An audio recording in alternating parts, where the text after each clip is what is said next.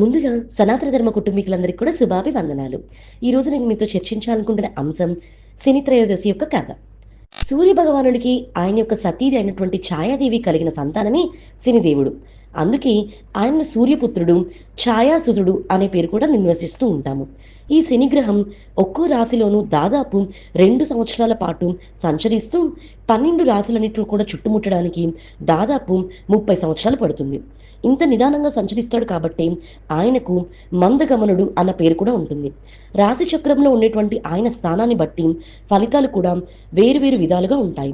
అందుకే జాతకరీత్యా శని ప్రభావం అధికంగా ఉన్నప్పుడు వీలైనంత తక్కువ శ్రమతో ఆ ప్రభావాన్ని కలిగించమంటూ భక్తులు శనీశ్వరుణ్ణి ఆరాధిస్తూ ఉంటారు. అందుకోసం శనీశ్వరుడు కొలువై ఉన్నటువంటి మందపల్లి, శని సింగనాపూర్ వంటి క్షేత్రాలు కానీ, నవగ్రహాలు ఉండి ఏ గుడినైనా కానీ దర్శిస్తూ ఉంటారు. ఇక త్రయోదశి తిథి నాడు వచ్చే శనివారం ఆయనను కొలుచుకుంటే మరింత త్వరగా కరుణిస్తాడన్న నమ్మకము ఉంటుంది. ఇంతకీ ఈ శని త్రయోదశికి ఇంత విశిష్టత ఎందుకు ఉంచిందో తెలుసుకుందామా? శనివారం అంటే ఇటు శని భగవానుడికి, అటు విష్ణుమూర్తికి కూడా ప్రీతిపాత్రమైన రోజు. ఇక త్రయోదశి శివునికి ఇష్టమైనటువంటి తిథి. అలా స్థితి లయకారులిద్దరికి ఇష్టమైన రోజుగా శని త్రయోదశి స్థిరపడిపోయింది.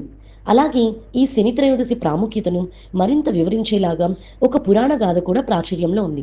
ఒకానొక సందర్భంలో కైలాసాన్ని చేరుకున్నటువంటి నారదుడు శివుని ముందు శని భగవాను గురించి పొగడడం మొదలుపెట్టాడంట. ఎంతటి వారైనా ఆ శని ప్రభావం నుంచి తప్పించుకోలేరంటూ చెప్పసాగాడు. ఆ మాటలు విన్నటువంటి శివునికి చాలా కోపం వచ్చింది. శని ప్రభావం ఎవరి మీద ఉన్నా లేకున్నా నా మీద మాత్రం పనిచేయదు అంటూ పిలిచాడు. నారదుడు యథాప్రకారం ఆ మాటలు శనిదేవుని వద్దకు తీసుకువెళ్తాడు. నా ప్రభావం నుంచి తప్పించుకోవడం ఎవరి తరము కాదు, ఇది సృష్టి ధర్మం అంటూ కోపగించినటువంటి శని భగవానుడు శివును పలానా సమయంలో పట్టి పీడించి తీరుతానంటూ శపథం చేస్తాడు. శని శపథం గురించి విన్నటువంటి శివునికి ఏం చేయాలో పాలుపోలేదు. ఆ శని మాట నెరవేరితే తన ప్రతిష్టకి భంగం కదా అని అనుకున్నాడు. అందుకే శని చెప్పిన సమయానికి అతని కంటపడకుండా ఉండేందుకు భూలోకంలో ఒక చెట్టు త్వరలో దాక్కుంటాడు. మర్నాడు కైలాసంలో ఉన్న శివుని చెంతకు శని భగవానుడు చేరుకుంటాడు. వినమ్రంగా తన ఎదుట నిలిచిన శని చూసి, నన్ను పట్టి పీడిస్తానని నీ శపథం ఏమైంది అంటూ పరిహసించాడు పరమేశ్వరుడు.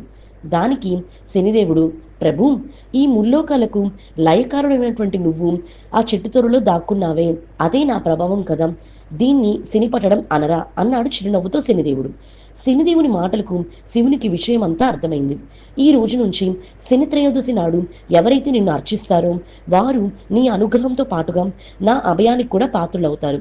ఇక నుంచి నువ్వు శనీశ్వరుడు అన్న పేరుతో కూడా వెలుగొందుతావు అంటూ శనిని ఆశీర్వదిస్తాడు పరమశివుడు. అప్పటి నుంచి త్రయోదశి నాడు వచ్చే శనివారం రోజున భక్తులు నువ్వుల నూనెతో శనీశ్వరుని అభిషేకించి తమను చూసి చూడనట్టుగా సాగిపోమని వేడుకుంటారు. మరి తెలుసుకున్నారు కదా శని త్రయోదశి యొక్క కథ. శనిదేవుని విశేషంగా శని త్రయోదశిని ఆరాధించి అందరూ స్వామివారి యొక్క కృపకు పాత్రలు అవ్వండి. ఈ వీడియో చూసిన మీ అందరికీ కూడా కృతజ్ఞత. ముందుగా సనాతన ధర్మ కుటుంబీకులందరూ